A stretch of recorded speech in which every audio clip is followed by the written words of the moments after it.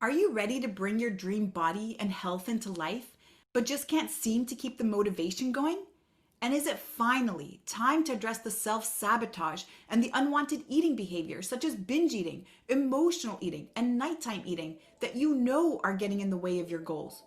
Do you ever wonder what it would take for you to feel in control of your rituals so that you can stay consistent and see results?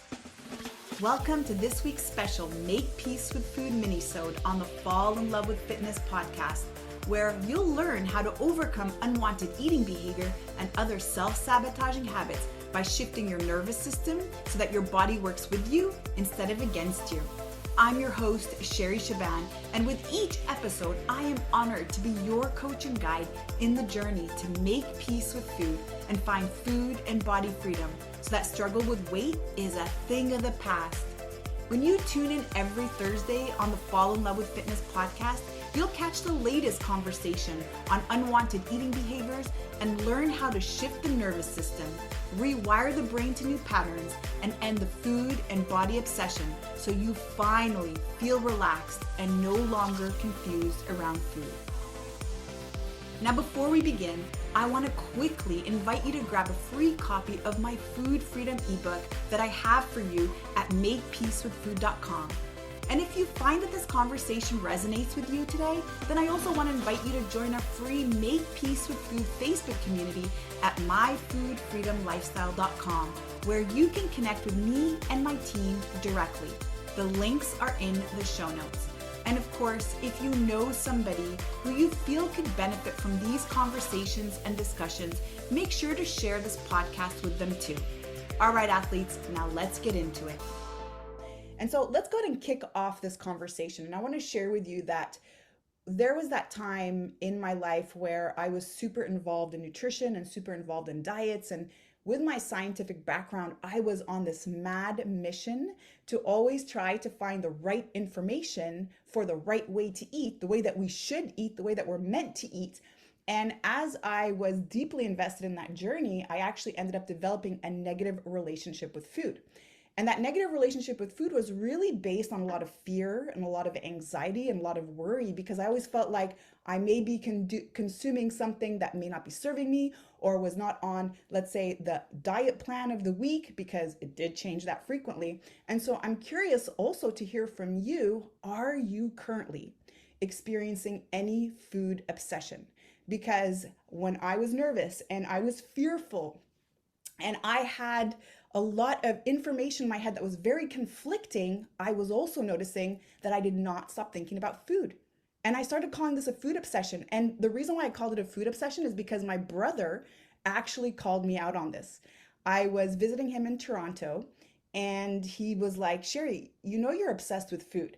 I'm like, what do you mean, bro? Like I'm not obsessed with food. And he's like, yeah, like all you do is talk about food. As soon as you get here, you always ask, well, what kind of food are we going to be eating? Before we go anywhere, you're always super planning your food. When we're there, you're looking at the menu, you're asking the waiter 100 questions. And then when your food comes, there's more information, there's more commentary around the food. And then after you've finished eating, then you still keep making comments about what you ate. And now you're talking about the next meal. And that was a massive aha moment, because a lot of that food obsession and a lot of that thought around food was also associated with a lot of fear, a lot of worry, and a lot of anxiety. So, do you resonate with this? Are you currently experiencing that? And maybe also you're noticing that it's sort of something that's always on your mind, whether it's food that you're worried about, or food that you're going to eat next, or food that you feel guilty about that you just consumed. Or maybe it's even your body image, or maybe it's even your weight, or maybe it's even your size.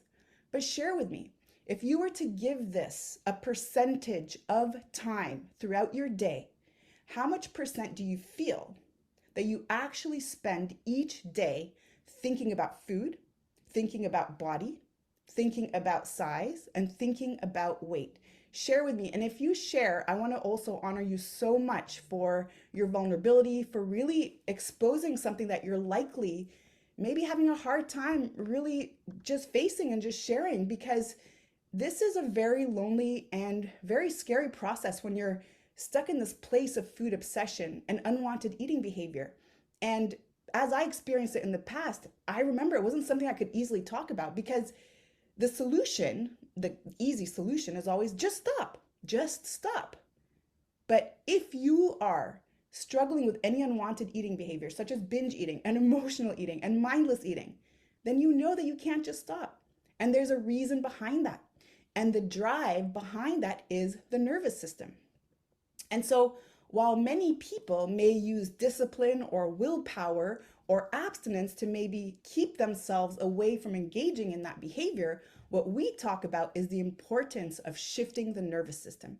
And when we talk about the nervous system, what we actually refer to is the autonomic nervous system. This is part of our nervous system that is not in our voluntary control, meaning it's not really under our direct command. So I can move my arms freely, I can speak, I can think about what I want to say next, and that's more under my control. That's more under the central nervous system's control. But as we all sit here, maybe digesting something that we ate previously, as our heart rate is changing, as our blood pressure is changing, and as our breathing is going, all these cellular processes are happening without our command. That is under the governing function of the autonomic nervous system. And that's the part that we care about, because we talk about the nervous system being offered in two different states when we are talking about the autonomic nervous system. And so we may have heard about sympathetic nervous state, which is fight or flight. And we refer to this as protection mode. And then there's also safety mode, which is the parasympathetic nervous system, or rest and digest. And so when you're experiencing food obsession, when you're experiencing any unwanted eating behavior, that is a great indication that you are locked into protection mode. And so here's what happens when we are in protection mode. And so many people are now joining this Facebook group and likely hearing this for the first time. And so I want to share with you that as you hear this, I want you to just keep in mind that as we focus on the nervous system, it is so important that we actually shift away from focusing on controlling our food to overcome the food obsession, but instead actually focus on certain elements, including thoughts and emotions, that can help us shift the nervous system. And so when we are in protection mode, what happens in the body is an immediate response to seek out survival. And the way that the body does that is by first and foremost trying to conserve energy as much as possible. And the way our body so miraculously tries to conserve energy for us is by slowing down our metabolism and then triggering that binge response. That's right. So if you heard this correctly, our binge behavior is actually a natural response of the autonomic nervous system, specifically protection mode, that gets turned on and can also be turned off. And so anytime there's a feeling of threat, anytime there's a feeling of unsafety in our environment, anytime we're triggered through trauma, which either could be verbal, sexual, or even food scarcity related trauma, we trigger this part of the nervous system. And so you'll notice that before you ever went on that first diet, if you've ever tried a diet, and I'm sure most of us in this group have not tried one, but many, many, many, you'll notice that you probably weren't ever really thinking about food as much as you did after you went through that first diet. And now add on another diet and another diet and another diet, and then a whole decade of dieting, and you realize that the majority of that time was actually spent on trying to figure out what to eat, trying to figure out how to release weight, trying to figure out how to take control over our health and our behavior. And the reason for that is because dieting triggers protection mode. That's right, because we refer to that as imposed food scarcity. So there's two ways that we respond to that threat in our environment when food is taken away from us. So we either are kicked into protection mode due to actual food scarcity, which is really legitimately not having food or access to food and going to bed hungry many times, or we also can kick in protection mode through imposed food scarcity. That's being on a caloric deficit for too long. And the too long, by the way, is 72 hours. If you are in a calorie deficit for more than 72 hours, that's when your metabolism starts to slow down.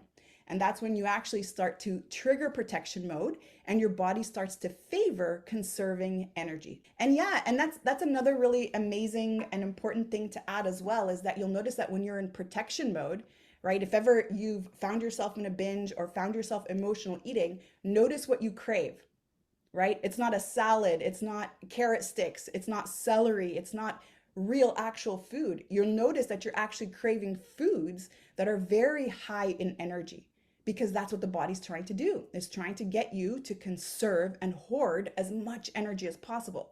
And energy for us in the human body is stored as body fat in our fat cells. So any excess foods that we consume, whether that's excess fats or glucose, which is carbohydrates, also known as sugar, any excess of that after the body's taken what it needs in terms of energy is then converted into fat in our fat cells.